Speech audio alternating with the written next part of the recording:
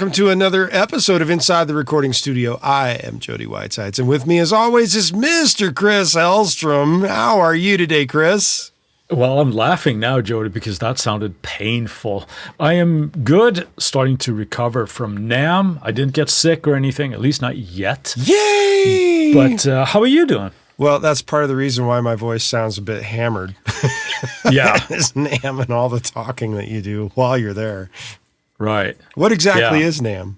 NAMM is an annual event in Anaheim, California, at the convention center there, and it's usually 4 days. This year was 3 days. Mm-hmm. It's a convention it stands for National Association of Music Merchants. It's where a lot of companies go to do business and show their most recent things and tell you how awesome it is and why you should buy it, that kind of a thing. Exactly. So it's a fun thing that we like to do. How long have you been doing it? You've been doing it or been there longer than I have, I think, but I can't even count how many times I've been there now. I think the first time I went was in 1992. Yeah, I think that's a long time. Definitely, yeah. My first one was definitely in the 90s. Yes. And yeah, it's fun. Did you enjoy yourself this year? I did. Yeah. I think the interesting thing about it is it very much this year and last year felt very much like the early days of my going in the 90s of all How things. so? What do you mean? Back then, even though it was 4 days, it was still relatively small. Although it felt large because I'd never seen anything like it before. But then when she gets used to it, it's like, oh, in relative terms to now, or at least relative terms to the last big one, which was in 2020, it feels very small. And the reason for that is that you can see everything now in one day if you are really working yourself. However, back in 2020, you were lucky if you saw everything in 4 days because it was so enormous. And even though it's in the same convention center space, it's not so enormous anymore because it's a lot less brands and a lot less things there. They don't even use the entirety of the convention center. Brand-wise, It was smaller. Attendance-wise, it was actually more people this year than last year, it felt like. Yeah, I agree. It was drastically smaller from years past, but it was good. I enjoyed it too. And we have some speculation as to why that is. And I think some of it just gives itself and just comes down to economics, right? Why a lot of people aren't there. Because it does cost companies a fair bit of money, depending on the booth size and stuff, to actually go there. Yeah, it's not cheap. It is not cheap. But of course, the landscape has changed as well.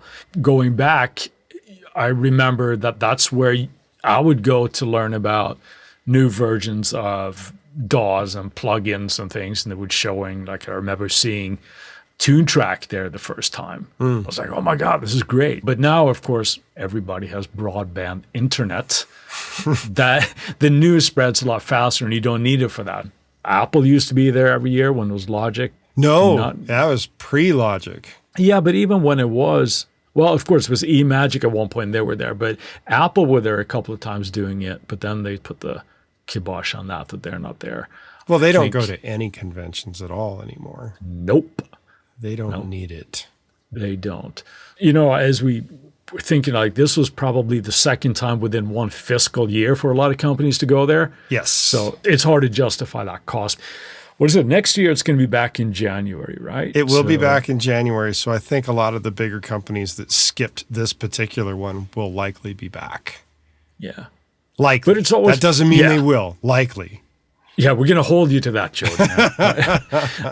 Jody said, but it is. No, he didn't. It's always fun to go. I mean, I often joke that I'm excited to go, and as soon as I get there and you hit the drum department and you're like, oh my God, I hate my life, you know. Which was essentially what we ran into on the first day once we got to that department. Yeah, but I get the impression too that it was the layout, while smaller, it seemed to have been thought of in a little bit of a different way, because it seemed like a lot of the software stuff were in the new hall. Mm-hmm. A lot of the DJ stuff was in one section and drums in another, and so on. That used to be, at least as far as I remember, a much bigger mix-up, which, well, I mean, generally it's like the drum area, and you're just walking through the portals of hell because you hear everybody playing drums, right? It wasn't as noisy as it used to be, I guess, but it wasn't. Well, I heard a lot more horns this year than I've had in past years. That's funny you say that, because that didn't actually register with me.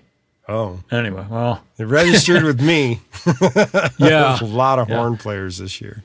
Right. And speaking of noise level, it's something that we noticed that I thought was really funny anyway, so NAMM is the kind of place that we can actually have a booth where somebody is showing their ear and hearing protection in one booth right next to the drum section, where there's like 10 drummers playing stuff. And it's all like, wow, this is, without any sort of irony at all. Would you like to try some earplugs?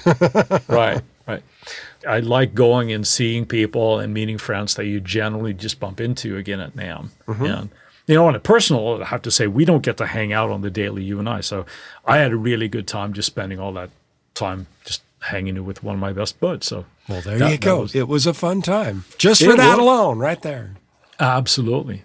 We met some past guests that we've had on the show, bumped into Venus Theory. Yes, we did. We did bump into Venus Theory. If you haven't had the pleasure of meeting him in person, he is exactly the same guy as you see in his videos. So it's like, he is that guy. He's just an awesome guy, really, really funny. So that was really cool. We got to hang with him for a little bit. We bumped into CJ. Well, hold on, back up before you get there. With Venus Theory, he was talking about his trip out to Anaheim and relating a story of wanting to purchase a drone so that he could take shots and video for something that he's putting together that has to do with NAMM and his trip. Right. And then being told by his trip partner not to get a drone. Yeah. Right. And then I have one. It's fine. Yeah, you don't need to buy that. Yeah. And then his partner is sitting there flying the drone as they're taking their trip. And he's like, look at this awesome shot. And he's sitting there thinking to himself, motherfucker, you told me not to get a drone. Yeah. So stories like that. Yeah, it was really fun. Also, I had a little bit of a funny story because my wife tells me when I get home from the first day, and she asked me, well, did you meet any famous people? And I'm thinking, well, famous to you or famous to me? Because famous to you? No, definitely not. But I was very excited to. I mean, you always see Chris Lord-Alge there. He's always there doing something for SSL. But it was nice to see his brother. I'd never met his brother. So it was cool to kind of bump into people. So Andrew Sheps. We met Dave Pensato and Warren Hewitt, Chuck Ainley. So all of these like really cool, successful, talented mix engineers and producers that you can kind of bump into. And if you have time, and if they have time, you chat, ask them questions. You say hi, you say, how you doing? And things of that nature. And you kind of glossed over it because I had you back up for a second there. You were about to mention CJ Vanston as we were sitting in the JBL booth for a moment as I was conducting other business. And you look over and you say, hey, there's CJ. So we went over and sat and waited for a moment while he was chatting with Warren Hewitt and Ross Hogarth. Right. Who was standing there as well. The fun thing about that is CJ and those guys are all sitting there just shooting the shit, telling stories, and then you get your moment to chat with your friends, and then you run off. Yeah. That's, I think, one of the more pleasurable things when you get to see people. And it's not like just from sheer crass like idol worship, but it's cool to meet these people, and just like you do when you get to meet any of your heroes, whether they're musicians or they're engineers and producers and stuff, it's cool to maybe want to ask that question that you've always wondered about or whatever happens to be. Yep. So that is cool. That's the people part of it. Did you get any trends, sort of like takeaways or anything that you noticed this year? Other than it being smaller in terms of the number of manufacturers there? Yes. Besides that, there wasn't an extreme amount of mind-blowing new things. Yeah, I thought of that too because, again, it's been like 9 months since the last one, right? Well, and there wasn't a whole lot of extreme, mind-blowing new things at that one either. And I wonder if that's just because we get the news beforehand, I don't think it's not like they're launching. No? I think it has more to do with the nature of iterations now and less about innovation. Because there are things that could be heavily innovative, like MIDI 2.0. When the fuck is that coming? Across the board here. Because it's been announced, it's been worked on for probably well over a decade, and it's still not 100% here. And you would think at some point they'd make a big splash at something like NAMM to say, going forward, everything is MIDI 2.0, which would be a game changer for anything that is software instrument related. Right. But they did have a few things there pertaining to MIDI 2.0 when they had some controllers and things. So just talking about the protocol or some things, but it wasn't a big splash. I mean, if you didn't know where to look for it or you'd walk right by it by accident. Yeah, exactly. Which is exactly what we did until we went back by it again. It's like, oh, yeah, MIDI 2.0. Cool. Yeah. You know, that's the kind of splash that where it used to happen, right? Everybody would announce new stuff at NAMM. And yes, that still happens, but it's not, okay, well, Avid are going to release the new version of Pro Tools and they're waiting for NAMM to do it type of thing. Things just keep rolling out. Well, I will say this. What? I was reading through my news feeds and day of or day after things that happened at NAMM were in my news feeds. Like bare knuckle pickups. Sure. I saw their booth. Haven't really heard of them prior.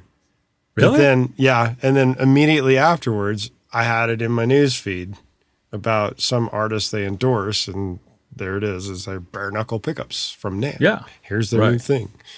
Yeah. And there were, I'm reluctant to say because I don't remember who the manufacturer was, but there was a new development, a relatively new development in humbucking pickups for electric guitar, obviously, where they had wider round coils on the E, B, and the G string, and they had rails for the lower three strings. Do you remember the name of that company? It was part of the Rev group. Right. And I don't remember the individual product group, but whoever owns Rev Amps is the same company that owns this particular pickup company, and they endorse Billy Corrigan. That I do remember. Yeah, because I think he had a model. Well, he had his own signature model as well, but I think he's a big proponent of these pickups. And they were humbuckers, as you say. On the low strings, they were rails, and on the high strings, they were standard poles. And a little bit thicker, I think, as well, that they said, or a little wider, I should say. Wider, yeah. Right. And that was an interesting concept. Yeah.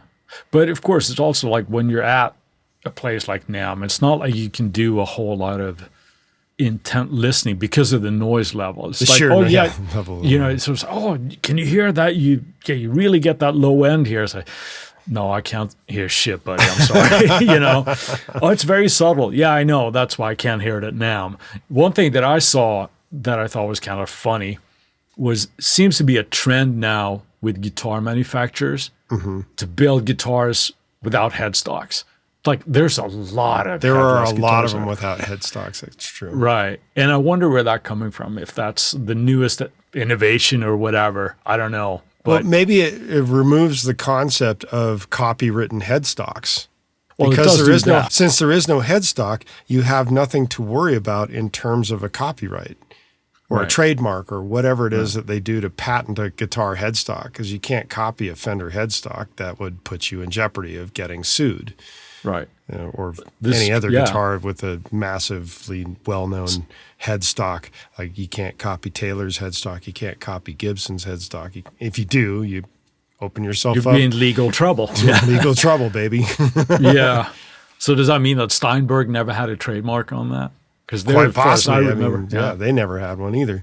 In fact, that seems like the first guitar that didn't have one to me. See, that's to me too. Anyway, so that was a trend. Another thing that I saw a lot were guitar manufacturers going with fanned frets. Yeah. Which I don't want to go into too much on that, but we heard an explanation that I don't necessarily buy. I don't want to throw the company under the bus because that's not cool. The explanation made sense, but at the same time, it It did. Why? Yeah, exactly. Just the why is right. in terms of playing comfort. It just, you just shift your hand over. No, that's not comfortable hand position, period. Now, to me, it's always been an intonation thing, right? When you're running longer scale lengths and you're dealing with like 8, maybe even 9 string guitars, right? Where we'll leave it at that. There was a fair bit of that. Another thing for people that are really into analog gear, like rack gear, not necessarily on the guitar front, but the recording end of it, a lot of companies still putting that out there. So that there's a lot of analog recording gear still. Right. I think I saw at least 2 different companies that were building Fairchild clones, if you will. Really? How did I miss those? I don't know. You weren't paying attention, looking at something else, I guess. I must have been. Yeah. You were probably looking at microphones or something. But so there's a healthy dose of that as well. Now, all of those, of course, come with a healthy price point, I'm sure. If you're buying a Fairchild clone, you're probably not paying the same as you would for an actual Fairchild. You're saving money in one way and still spending a lot. If you're really into analog gear, there's a lot of stuff out there still. So that's kind of cool. Yes, there's a lot to be had. And with that, we'll move on to taking a word from our current sponsors. And we're back. We're going to start sifting through some of the really cool stuff that we saw so that you get an idea of what's coming down the pike. Kick it off, Chris. One of the first things that we saw was something that stuck with me through all the days that I were there, and I know for you as well, something called Hyperswitch by Seymour Duncan.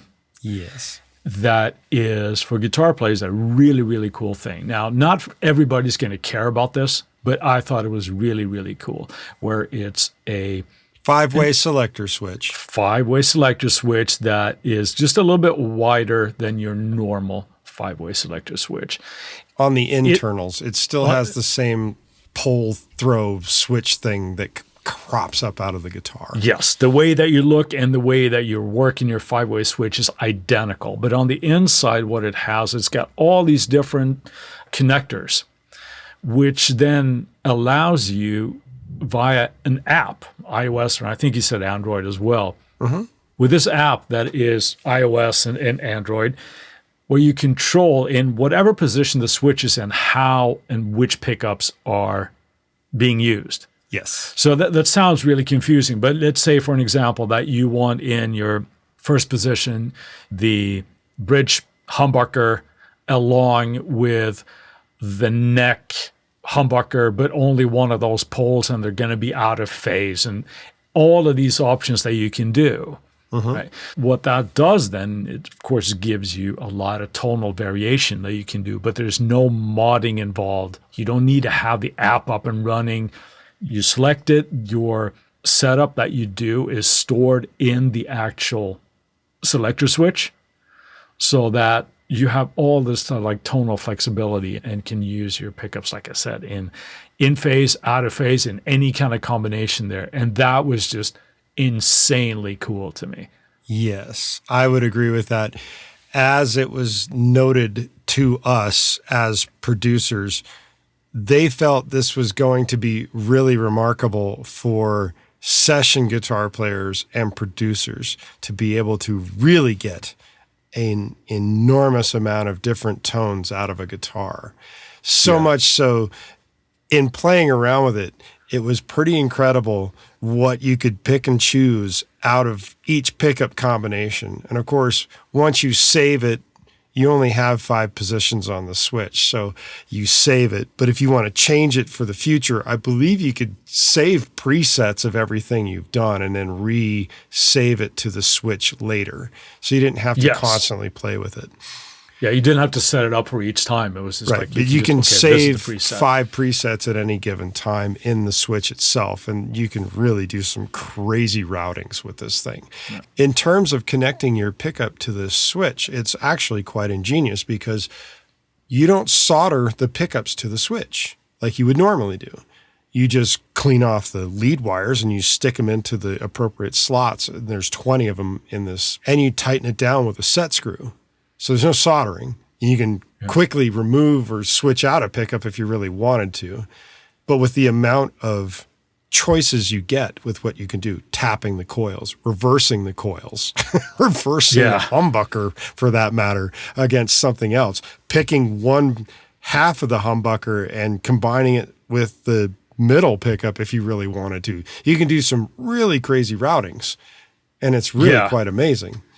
Right. What's really important here as well is that you don't have to have a certain pickup for this to work. There was another manufacturer Well, it does have to have passive pickups. You cannot use this with active pickups. Right. But it isn't like another manufacturer did one time that it was the guitar and you could do a similar thing with. You can do this to any passive pickup that you have in your guitar. So it's not so long as your guitar uses a 5-way switch. Right. Or can well, that was the other 5-way thing. Switch. Right, you can't really put it in there otherwise. Right. That was the first one, and that's the one that stuck with me through the whole weekend. I was like, oh, that's cool. I can see myself using that. Yeah. Makes me want to put it in a few of my guitars and get a few other guitars just for that alone. Right there with you, buddy. And while we're on guitars, there was another guitar thing that we saw. You want to talk about that one? This is a new company out of Turkey. The company is called Shark Guitars. And it was a little bit hard to understand the concept of the booth because not only did it say Shark Guitars in logo lettering that was harder to read, it was saying 3D guitars. And it's kind of like thinking any guitar you buy is going to be in 3D. I don't understand this. But we went and chatted with the guy. As a mutual friend of ours said, you really got to go see this. Yeah, because it was easy to blow off, wasn't it? It was very easy to blow off. Yeah. But you go and talk to this guy from Turkey who invented this stuff, and I'm going to probably butcher his name. I believe it's Sem Koksal. It's CEM for his first name and KOKSAL for his last name. Anyway, this guy has built the guitar of his dreams, and it is insane. Just insane how engineered this concept is. Everything on it is modular. The body, the neck, the pickups, and now including effects pedals and built a plethora of other things. The idea on it is that you can take the guitar apart, put it in a bag for travel, take it back out, put the neck back on, and immediately restring it with the way he's done the strings, because the strings clip on and off of the headstock area where you can have a choice of having a headstock or not. You can take pickups out. Again, didn't have a headstock. No headstock, yeah. You can take the pickup out, and if it's a humbucker, you can turn it around, flip it around, and stick it back in. So you can reverse the pickup entirely, which was really crazy. It has slots where you can stick in effects pedals right into the guitar, meaning that any pedal that you would want ahead of time before you hit your amp could come out of the guitar instead. Distortions, delays, whatever, what have you. Yeah. And these are actually little chips that they're little chips into the back of the guitar. Slot into the back of the guitar. Plus, then you look at the back of the guitar and it's got just a mind-blowing number of dip switches for whatever electrical purposes that you could probably have. And then you look at the front end of it and it's got 6 tone volume type knobs and toggle switches of all kinds. I mean, it's, in terms of versatility and what you can do with it, it's rather incredible. And then the really interesting thing is that you can customize the guitar and it doesn't change the cost. So you can go on the website, build out the design that you want with what you want in it, and it doesn't change the cost of the guitar. They will build it to order and then ship it to you in relatively short time. And it's pretty amazing. It's very highly engineered, specialized niche guitar, but wow, it was really cool. Yeah, it was impressive for that. I don't want to sound too negative, but I wonder how many guitar players would that appeal to. That doesn't take anything away from the engineering part of it, where it's like, because there was no screws on it either. The neck pops into place, just pops off. Same with the pickups and stuff, that you just press a button, they pop out, and that's it. It was fascinating just for that. Another company that I was really excited to see, and I know you were too, was the new gen stuff. where we got a demonstration for the Jotter plugin that we had mentioned before. And it looked every bit as useful and as impressive as I thought it was going to be. And those guys were really, really cool guys as well. And they had other plugins where I think they still exist now, but the AB plugin, I thought was brilliant. Really nice. Yeah. It's essentially a plugin where you can A/B stuff, but you can do it blind so that you could really listen and see that, well, do I think this sounds better? Or is it just that I like the interface of this compressor as to the other one, right? Whatever the test that you're doing for yourself, but going back and forth. It would be perfect for those who feel like there's the differences between mixes. Mm-hmm.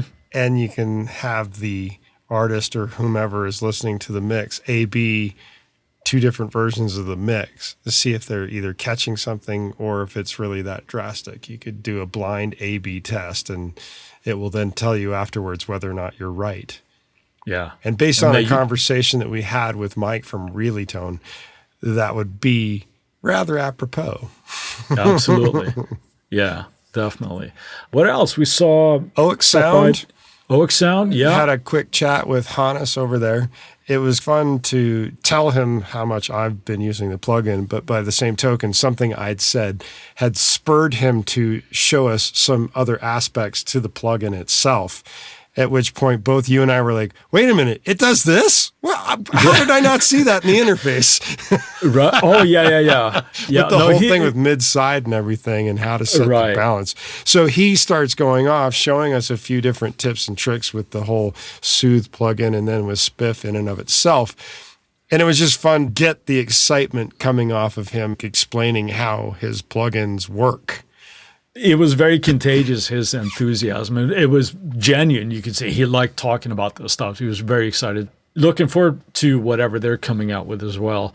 Another thought that I had walking around there, and I'm a little bit baffled by it, but there's a lot of companies making acoustic guitars still. Mm-hmm. And some of them are obviously on the budget level. We saw a California guitar builder. So I think it was Ryan Guitars, where they had one that was hanging there. It's like art. Never mind the manufacturing and the technology that goes into it. $34,000 for that guitar. Right. So needless to say, we just took one each, right? Yeah. So there was that. Another guy that we met while we were talking to Venus Theory was Paul Carter from Hyperion Synth. Yes. He wasn't at his booth. We were just talking to him, but I've been looking at it since I got home, and oh boy, that's a deep thing. Some PhD level stuff? It can be. I mean, it's the way that they sort of pitched it was that it's a little bit of a friendlier reactor. And I say friendlier is how the GUI is and how you're working with it. Sure. It is freaking deep, man. So if you are the synth guy and you'd like to do your tweaking and coming up with all sorts of sound design things, Hyperion Synth it's like, ooh, my God, I get a headache almost looking at this because it's so deep. But it looks really, really cool. Yes. Another booth that we happened by was the Sound Radix Auto Align presentation. So the company is Sound Radix, but they have a new plugin called Auto Align 2. And as stated earlier, it's usually generally very difficult to hear what some product is doing sound-wise because there's so much noise going on. That being said, the demonstration of Auto Align 2 was rather mind-blowing because you could hear the difference of what it was doing, even in the noisy environment, and it was ridiculously impressive. And how fast it works is even more incredible. And how little tweaking you actually have to do. It was like one button, boom, listen. Listen, let it do its thing, and then done, and then A/B the play before and after, and it's like, holy cow. Yeah, that was really impressive. I might have to look in a little bit more into that one. That plugin is worth the price of admission right there. Yeah. It's just and I think it said it was like $199 or something like that. Yeah. They don't do any kind of specials. They don't do any kind of sales. It's $199. That's what you're paying. Yeah. Something else that we were both impressed by was another technological wonder, a company called Real Time Audio. Yes. That was impressive. I still wonder if it works as advertised. It was really impressive. There was a performer sitting at NAMM playing guitar. Steve Gervato. Yeah. Come on, man. Oh, yeah. He taught guitar to both of us at varying times in our past. Amazing guitar player, amazing country guitar player, just razor. He was jamming real time with 3 other musicians that were in another location in California. Yes. That were in LA, and I believe they were at MI. But they were actually jamming in real time. And if you've ever tried to do anything in real time over the internet, it's usually not a nice thing to do. We talked a little bit to the guys there, and they say that it's the codec that they're using and so on. That was pretty impressive. There's a special device that has to be hooked directly to your router so that it's not going through anything else. And based on other things that we've beta tested in the past, it's still a distance thing. This is not something that you could take and use and jam with somebody in France with. Yeah, from I doubt America, it very, that very kind of much. thing. In fact, you probably can't even jam from California to New York. You can't get around the physics of distance, but you can get relatively close. And if you're in the same general state-like area, you're probably okay. Yeah, if you're in the same Except city, for maybe for example. Texas. Right? Yeah, might be a little bit too much distance there. Right? Either way, it was very impressive the way it worked. And the last company I want to mention is because it's a little bit on a selfish note, because I've actually been working on this. Realitone have a new instrument coming out, and it's part of the symphonic series. It's not out yet. I think Mike said he was hoping for the summer, but there were demonstrations at NAMM, and it's a symphonic choir. So it's going to be a choir instrument. And because I have a little bit of inside knowledge on this, what I've seen, it's going to be fucking cool. It's going to be really, really cool. If you need choirs, it's going to be the thing. Yeah. Besides just having vowels and things, just the things that it can do from an experimental point of view and creative aspect, it's going to be really, really cool. So I'm looking forward to have the full-blown thing there, but that's going to be badass. So, yeah. And one other thing to mention is that we talked to several companies who are planning on doing some giveaways with us and for our lovely audience.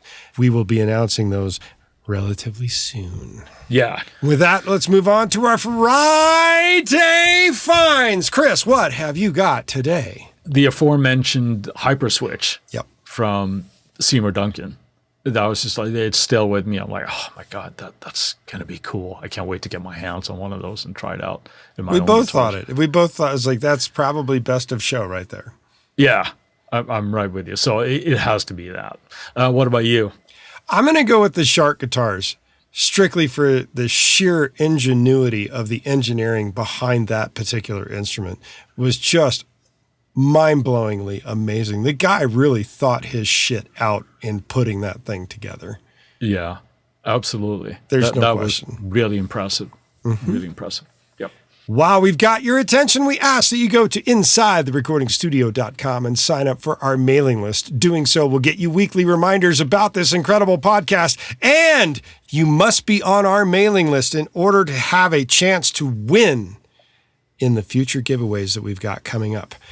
Send us an email at goldstar, GOLDSTAR, at InsideTheRecordingStudio.com with the word NAMM, N-A-M-M, and you'll get something cool back in your inbox. If you have a topic or suggestion for Chris and I to explain in a future episode, contact us at the contact page, and we'll put it into consideration for a future episode. With that, I'll say, see you next week. Talk to you later, Jody. Thank you so much for listening, everybody.